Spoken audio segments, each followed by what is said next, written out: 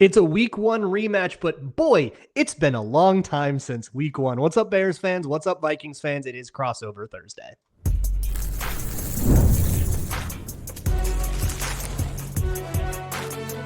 You are Locked On NFL Crossover, part of the Locked On Podcast Network. Your team every day. Vikings fans, Bears fans, welcome in to a Crossover Thursday episode here on the Locked On Podcast Network, the number one sports podcasting network, and that is thanks to listeners every day like you. This Crossover Thursday is presented by PrizePicks. Download the PrizePicks app today and use code LOCKEDONNFL for $50 in lineups after you play your first $5 lineup. My name is Luke Braun. I cover the Vikings here with Lauren Cox. He covers the Bears here on the Locked On Podcast Network. How have things been in the last couple months for you, Lauren? Yeah, two very different directions of the team right now. in the short term, you talk about the last month, the Bears winning, what is it, 6 out of their last 7 games to be at white hot Chicago Bears, and the Vikings are in constant chaos. That's where we're at. But like the thing about the white hot Chicago Bears is like all but one of all but one of those wins, and certainly the last 6 in a row, or the last 5 in a row, have been by one score. No, except for the Saints game. But like this past week against the Giants, they win by 4. They beat the Bengals by 5. Before that, they beat the Commanders and Raiders by 1 point each. Like there's a certain feeling of like, not necessarily that the Bears have just been quote unquote lucky, but that it might not be sustainable to keep pulling it out of their butts in the fourth quarter like this. Yeah, if you need some ammo to argue with Peter Bukowski about fraudulent close win teams, you can just find any show of mine from 2022. We have stood where you stood, my friend. We know the feeling. Here's what I said about the Vikings back then, and I guess I'll now I can apply it to you guys. Is like I did a crossover with Joe Marino. We played the Bills that year, and I love what he said. He said, "You don't give them back. You don't have to give them back." And at a certain point, it doesn't matter if you sustain it, right? 6-3, 500 from here on out would probably not be defined as sustaining the success, and it would put you at 10-7, and you're in the playoffs. You've already kind of gotten ahead, and that's what it means. But it does mean that going into a game like this still feels like anything can happen, and that's where I've been at with the Vikings. Is truly you could get anything. They could go toe to toe with the contending Lions, or they can, pee down their legs and embarrass themselves on national TV against the Chargers in back-to-back weeks. Who knows what's going to happen? You could get an amount of false starts not seen since Obama was still a new politician on the scene. Or, you could end up, JJ McCarthy could have a career day and, get 350 yards and 4 touchdowns. Like, who knows? No idea what happens now. And if they do screw it up, they'll screw it up in a way that you cannot possibly predict. That's been the kind of the nature of the Vikings. But I mean, it's still very much like this will be the 5th game of JJ McCarthy. And it'll be the 27th game the Vikings have played since they drafted him. That dissonance is starting to get to people. And he was hurt, and those injuries are no longer a part of the equation. But it feels a little bit like if, Caleb Williams was doing what J.J. McCarthy has done in the last few weeks, you'd be deeply concerned. If he did that week 4 last year, you give it a little bit more leeway.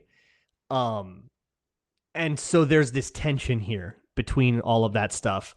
But really what that's doing is papering over all of the things that are wrong in Minnesota with the way that the offense is constructed, with some wrinkles in the defense that have kind of only ever been hidden but not really solved. And we can get to all of that, but all that has led to a team that, like, if you have the right tools, you can find you can find the holes in the defense. You can find the opportunities to mess up the offense. If you don't have the right kind of tools, you might get smoked. And I draw a difference between like the Eagles and the Lions, 2 very good teams, but the Eagles had the right kind of tools. The Lions didn't, and the Lions struggled quite a bit more, even though they were at home for their game. So the Vikings truly are turning into this wild card team. But when you cover a wild card team week to week, you look up and you're below 500. And that's what scares me the most coming into this matchup is like, I think the Vikings are 3-point favorites in this game, but like, this feels like anything could happen kind of game. And I think we saw that in like a microcosm in week 1 when these two teams played, right? Where for 3 quarters, the Bears, I don't want to say dominated, but like McCarthy. Oh, you can say that. It was a total butt kicking for 3 quarters, but then it was an equal and opposite collapse. Yeah, exactly. And so like that feels like what we've seen from the Vikings this season, right? Where like they can get dominated for a bunch of a game, and they could also have the stretches of brilliance like we saw in the fourth quarter of that game, where all of a sudden McCarthy could do nothing wrong and the defense figured out everything the Bears were trying to do offensively, and Chicago was left with no answers. And so that's when I come into this game saying, well, last week the Bears were down 20-10 to the Giants in the fourth quarter and had to have a miracle to come back. So can I be super confident that they're going to come in and really enact revenge on a struggling or a down Vikings team right now that just beat the Lions 2 weeks ago? Like, no, I think there's a lot to be concerned about for Chicago, despite how much confidence they have certainly built. It feels like there's a much better Bears team right now than they were in week 1. And yet I'm not any more confident in the results. Well, how do we feel about Ben Johnson right now as a play caller? Now that you've seen a good sample of him, and you've seen it go well and go poorly, and you've seen kind of a little bit more of what the plan is supposed to be with Caleb Williams. Because last time we talked, we had no idea what is he going to do with this quarterback that's so different than the guy he was working with in Detroit. Now you know. So how do you feel about it? Yeah, I think there's generally been a lot to really like, and he's been definitely not perfect, right? There's been growing pains along the way, and there've been a couple of games here and there where it's like that maybe wasn't Ben Johnson's best game in terms of giving the offense a lot of options. I mean, even this last week against the Giants, it felt like he was getting away from the running game a little bit too much, and that's something that has happened occasionally, but there've been other games where they'll hand it off 30-35 times and really go all in on that side of the ball. So I think there is still like a feeling things out, but he's done a good job of kind of, for the most part, adapting to the game situation and the opponent to say, okay, right now we're going to need to hand the ball off, 8 of these 10 plays on this next drive, because that's just how either this opponent is defending us or how right now we're just not blocking it up well enough in the passing game. So we got to go to the running game and vice versa. Like, okay, we're trailing and we need to get this passing game going so we can dial up some stuff and get Caleb into a rhythm pretty quickly when they need to. But it's been more about like really doing it for 4 full quarters. That outside of the Dallas game against Eberflus's terrible defense, I don't think we've seen the Bears offense really be, I guess the Bengals game too, against 2 of the worst defenses in football. They've done it for 4 quarters, but like this Vikings game feels like a real test in terms of like, hey, you're going to get challenged a little bit more here by Flores. Can you sustain it a little bit better? Yeah, we played the Bengals at home and Carson Wentz was humming. You're going to have to do more than that. Yeah, like I wonder where are Bears fans falling on all that, because like what the Bears have done is squeak by some of these teams that if you're a real contender, you shouldn't be squeaking by. But I mean, for me, I always fight against that on my show when it comes to that. There's no cupcakes in the NFL. There's no Alabama State that you can go hang 55 on and have a nice little tune up before the real games against the real SEC teams. Like there's no such thing as that. But I know a lot of people. So like, what does it feel like this Bears win streak is just a product of poor competition? And honestly, the way the Vikings have been playing, I don't know if a win this week changes that narrative. Or is this something that, when it's time to go host the Lions, when it's time to go play the Packers? I don't think either of us have had a Packers game yet, right? Like when those games come up, are you going to feel like they're ready to rise to a more challenging team than, New York or Las Vegas? Yeah. So I think that there's a pretty good confidence level in the offense that Ben Johnson and Caleb Williams and company, like maybe it's going to have to take a couple of fourth quarter touchdowns, but like they'll get you to your 24 points, when they need to. But it's really a big kind of the big Achilles heel for a lot of the season is like, they get turnovers against bad quarterbacks that bail them out a lot, but when they don't against good opposing offenses, then the offense can't keep up at that point. And so like they don't have a good enough pass rush, and they've had a ton of injuries in the secondary, and they just, Dennis Allen can manufacture some blitz here and there, but like it's not good enough for the great or for the good teams that they're going to face as the schedule goes on. But like a quarterback like JJ McCarthy might be a volatile enough quarterback that they could get a turnover or 2. But the Bears have had multiple games this season that they've won where they've only forced 1 punt by the opposing team, like that because of the turnovers, or just because it's like a shootout. Well, I guess you had like the Bengals shootout crazy Flacco game. Yeah, no, I mean, so like there was the Bengals game was a little bit more shootout, but the rest of it, but against the Raiders and the Commanders, I think were both 1 punt games by the opponents, because every drive was touchdown, field goal, or turnover, and they've held more field goals than probably I'm giving them credit for right now. But like it's not a there's real issues on defense that they have struggled with here. And Jackson Dart ran all over them. Mobile quarterbacks in particular have been an issue. And so there's not like a solution of like, oh, they can just tweak this or this. I mean, until Jalen Johnson and Kyler Gordon come back from injured reserve, that's kind of the only thing in the horizon that Bears fans are looking forward to. Yeah, and maybe that's the mismatch. And it was the mismatch before too, except the Vikings didn't have Jordan Addison. He was suspended before, and they didn't have Christian Darrisaw. So there are some differences from week one, and we are going to be able to get into all of that next on this crossover edition of the Locked On Podcast Network. Today's episode of Locked On Vikings and Locked On Bears is brought to you by Supply House. If you have a project coming up in your home, you have to look at Supply House to help yourself get organized. You can get moving forward with over 280,000 plumbing, HVAC, and electrical items from the most trusted brands in the business. And their real-time inventory and honest lead times keep you from punting projects, while their industry-leading customer service can help you stay ahead of the curve. If you need parts fast, Supply House has next day delivery, and their part finder tools and 3D schematics can save you hours on jobs where every tiny little detail matters. You can join the free Trade Master program today and score serious perks like priority shipping, lower prices, and a dedicated support line. Visit supplyhouse.com to sign up for free and use promo code SHNFL5 for 5% off of your first order. That's supplyhouse.com. Real people, real service. This episode is also brought to you by PrizePicks, the best way to play daily fantasy football. I have personally been a huge fan of PrizePicks for years. It's been my favorite way to get a little bit of extra fun. Right now, we have the NFL going on. We have the NBA going on. Shoot, we got hockey if you're into that. And you can mix and match anything you want. If you haven't tried it yet, PrizePicks is the simplest way to play. Just pick more or less on at least two player stats, and they can be anything. It can be Rome Odunze and Chicago Bull of your choice. I don't really watch basketball, so I can't name any Bulls. But you could put Justin Jefferson and Anthony Edwards together. Whatever it is, it takes less than 60 seconds to make your lineup, and you can play anywhere PrizePicks operates, including California, Texas, and Georgia. And their new stacks feature is a game changer, so you can pick more on multiple stats for the same player. So you could get Caleb Williams rushing yards and Caleb Williams passing touchdowns in a stack. Plus, if one of your players leaves early with an injury, the injury reboot saves your lineup from a loss. Download the PrizePicks app today and use code LOCKEDONNFL to get $50 in lineups after you play your first $5 lineup. That's code LOCKEDONNFL for $50 in lineups after your first $5 lineup. PrizePicks, it's good to be right. Moving on here with Crossover Thursday on the Locked On Podcast Network. I'm here with Lauren Cox, Locked On Bears. I'm Luke Braun, Locked On Vikings. Thank you so much for making Locked On Bears and or Vikings your first listen of the day each and every day and helping us become the #1 sports podcasting network. Lauren, this is a way different world than week one. And I do love when we get these division matchups like super spread out like this.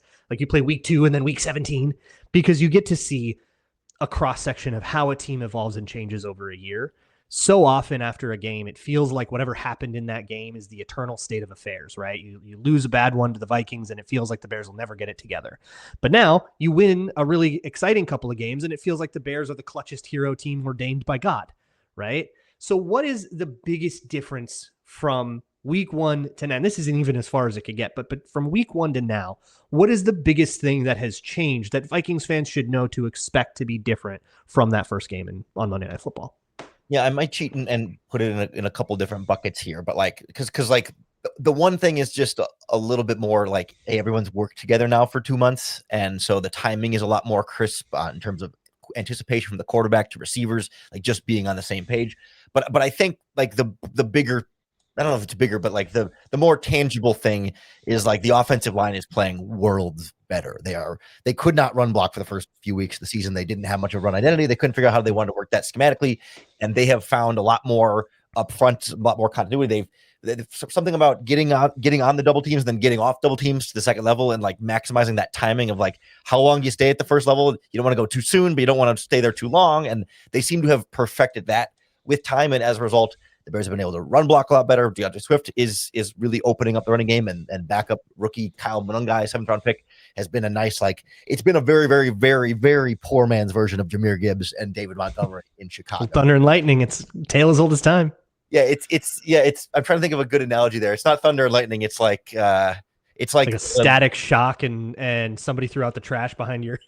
Yeah, like a LARPer saying a lightning bolt. But anyway, like that's what DeAndre Swift is doing. But like, but then also pass protection's been better too. Like the left tackle is the big weakness still up front. They've changed left tackle since week 1. Like there's a noticeable difference. Oh, who's the tackle now?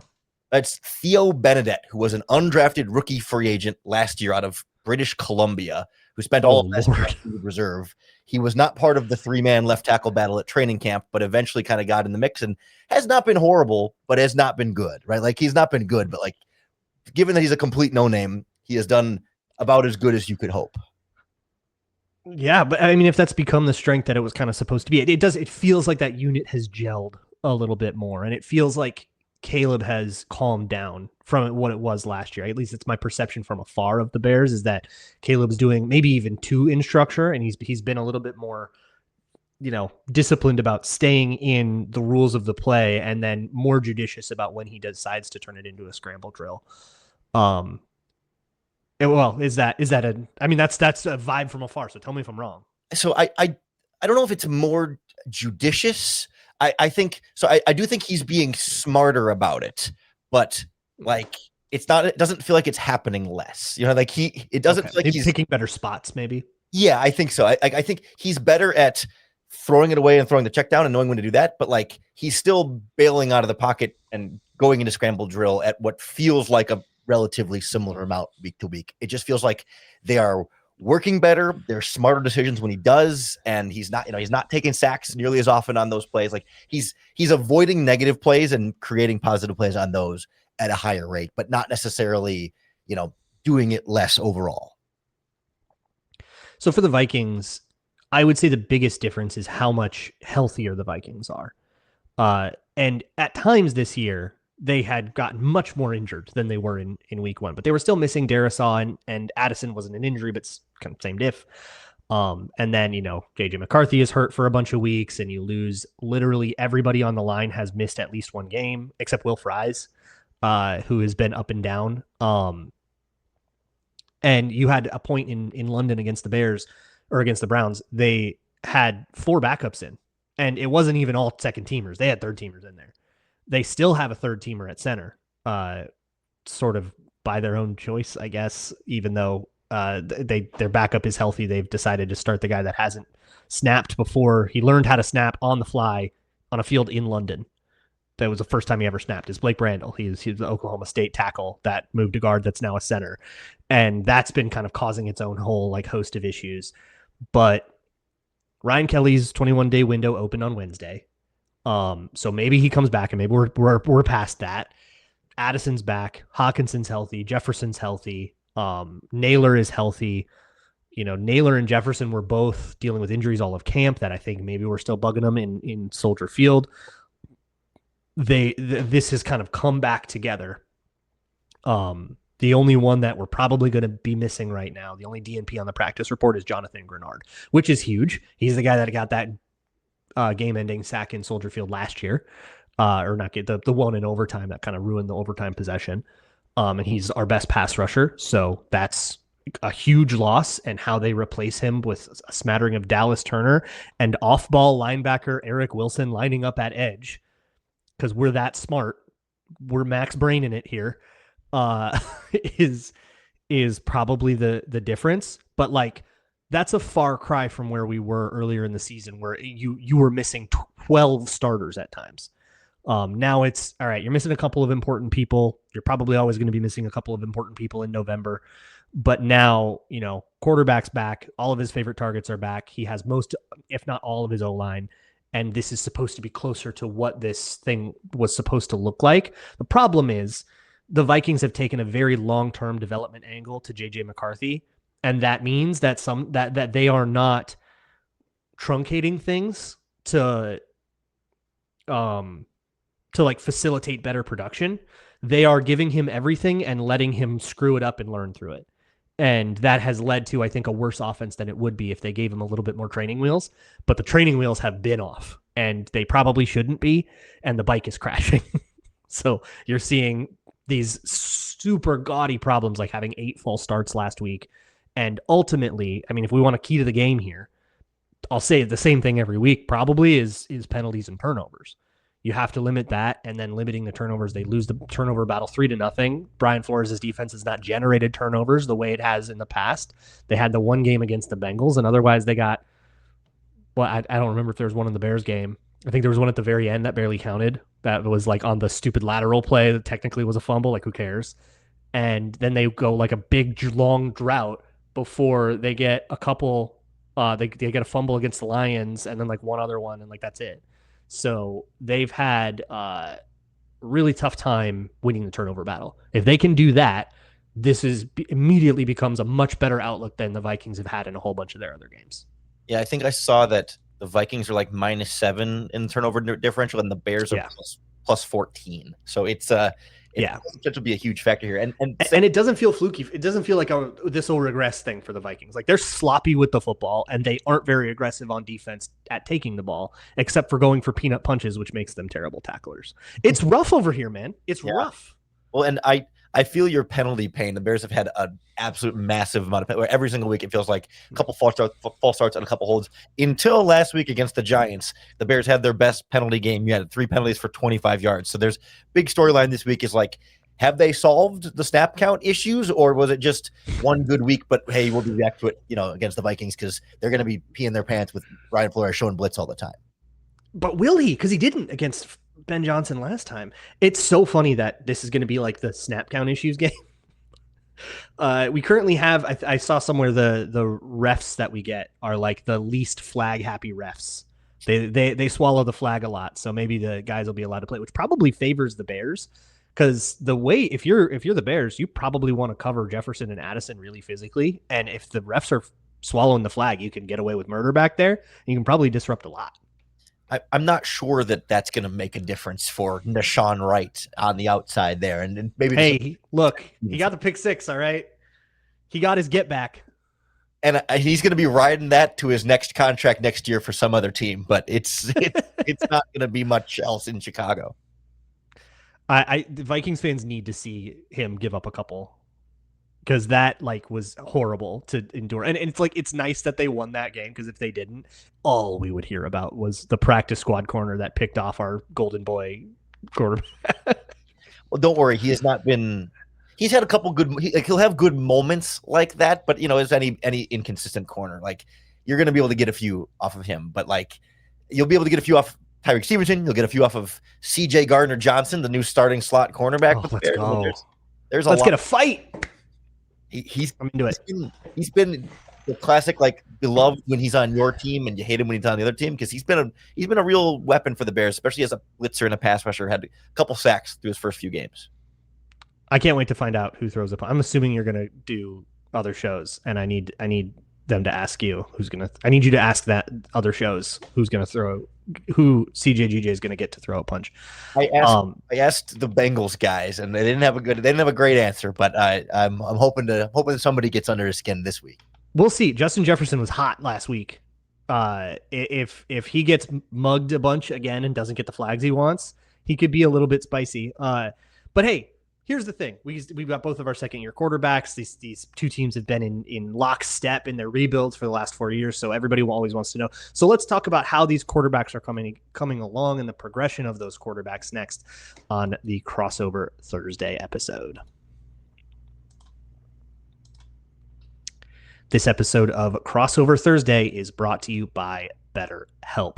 The days are getting shorter, it's getting dark faster, and that can mess with your mood. It's important to reach out to those that you care about and those that you love, and I hope that list includes yourself. So take care of yourself, and a great way to take care of yourself and your mental is to get into therapy. I'm a huge proponent of it. I've been going to therapy whether I'm feeling great or a crisis or no matter what is going on for years and years now, and it has helped me so much to just maintain a decent mental baseline to deal with whatever comes up in my day. And BetterHelp can help you get started.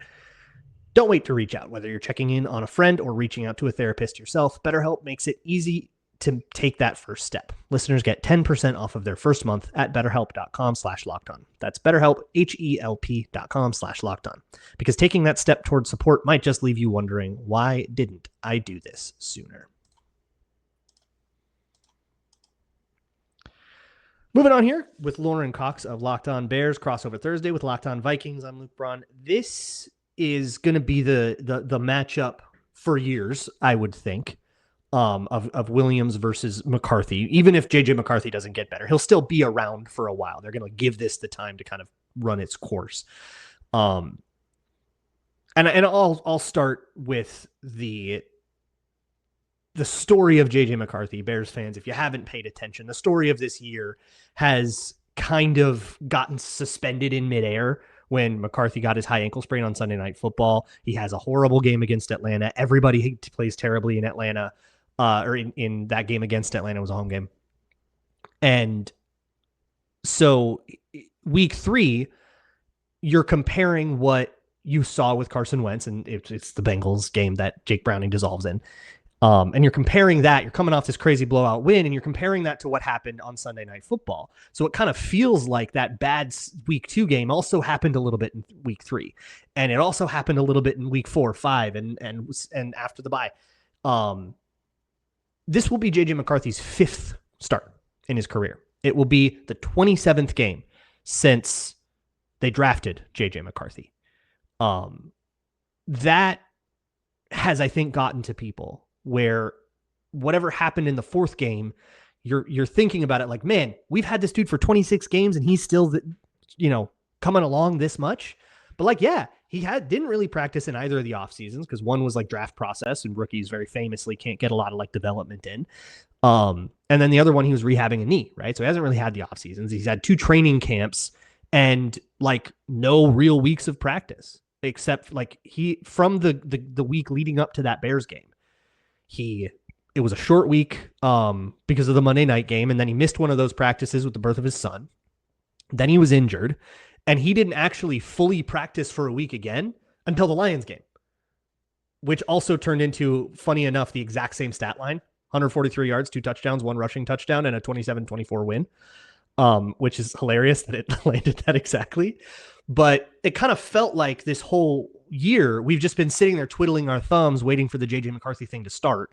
And now that it has started and sputtered out the gate a little bit, but he's still shown plenty of really good, fun stuff. There's still all kinds of fun plays, really cool go balls down the sideline, quick processing here and there, but it hasn't been consistent. For every good go ball, there's one that he sails. For every nice, oh my God, he ripped that into such a tight window, he throws one he shouldn't and it's intercepted.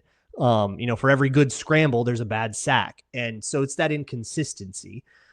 The Vikings have been very adamant. This is part of the development process. We expected this, but people are running out of patience with he's developing, be patient when you're on week 27.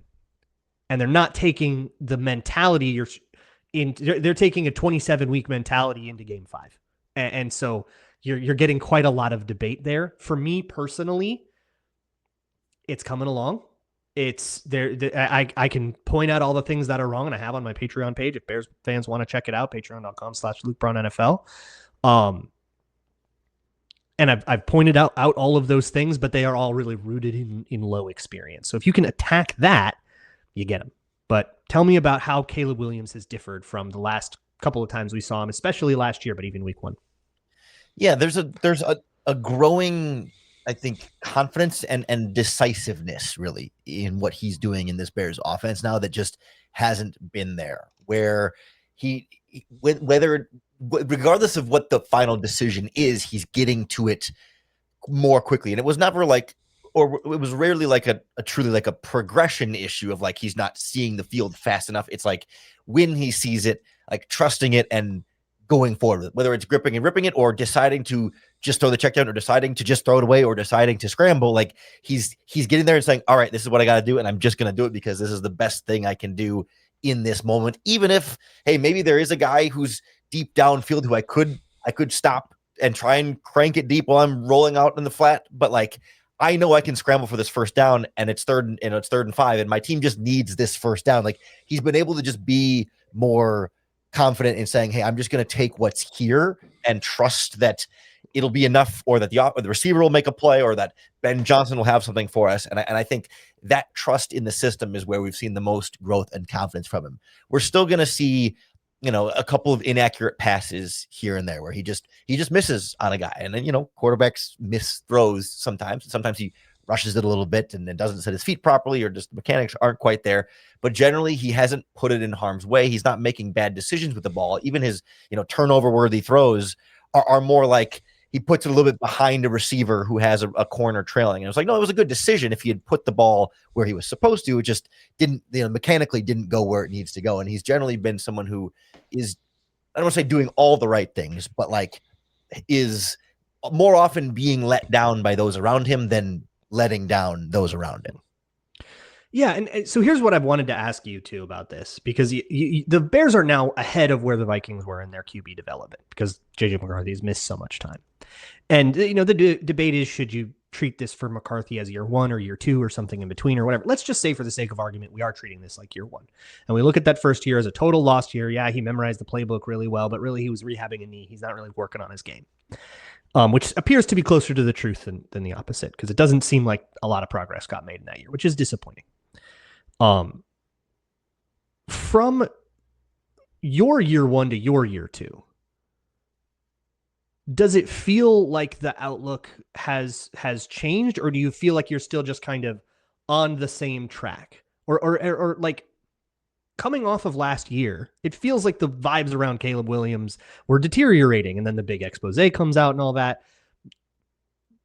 Do we have a different emotion now? And I'm asking this specifically in the context of, like, by this point in 2026, is there a world for the Vikings to feel a lot different than they feel right now? I think the hard disconnect between this comparison, right, is switching to Ben Johnson as the head coach for year 2. Right? True. Yeah, very true. As McCarthy, by all accounts, will have the same system and be in year 3 of knowing the knowledge of the system. Hey, you ask some fans, we might be doing something. I don't know.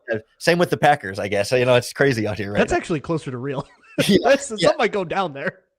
But I can't wait to talk to Peter this year. Oh, it's gonna be great. But no, so like for Caleb, I do think for Bears fans, I don't know that the reputation was souring that much. Like, I don't know that the path has changed, right? Like, I still think this is just, we saw flashes of this from Caleb last season, and now he's just doing it more consistently because he's got a coach and a system that's putting him in much better positions to succeed. And the offensive line is better, and they've added weapons to help him in that process. Like, so in a lot of sense, it does feel like it's largely a continuation from the same path, but like it got accelerated a little bit more with the likes of Ben Johnson. And I think we kind of had to adjust expectations down a bit during the Eberflus era and then kind of turn them back up a little bit now for Caleb, where now it's like, hey, your number 1 overall pick, you got to be better than this in some of these moments. Like, hey, now the bar's back up here, when after last year was kind of like, okay, we got to be patient with him because so many things are wrong. And now, hey, everything's a lot better. So now you got to be a lot better. And he's really starting to grow into that the last handful of weeks.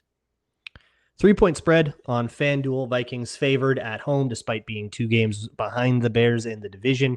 How do you feel about that? Do you think that that's appropriate or not? Or yeah, I think it's totally appropriate. This is an absolute coin flip game to me, just because the Vikings are so unpredictable, and like the Bears have been so, again, not necessarily lucky per se, but just like so cutting it close so often that to me that this will be a big game health wise. Like, if Grenard doesn't play, and if Van Ginkel is still a little bit limited, and some of these other Vikings players on the report are under the weather, and then the Bears obviously have a long injury report, but if they're a little bit healthier, like the team who does better on the injury report this week might be enough to sway this game one way or the other. But I still lean Vikings figuring out a way that, like, McCarthy will maybe have a turnover or 2, but they'll still be able to get their points against this Bears offense or against this Bears defense, and the Bears will score some. I think it'll be a close game, but I need to see them beat the Vikings this year before I can like really trust that they're going to do it, because I don't know that the Vikings are in somewhat much worse position now than they were in week 1, and they still found a way to win that game. So like the Bears still have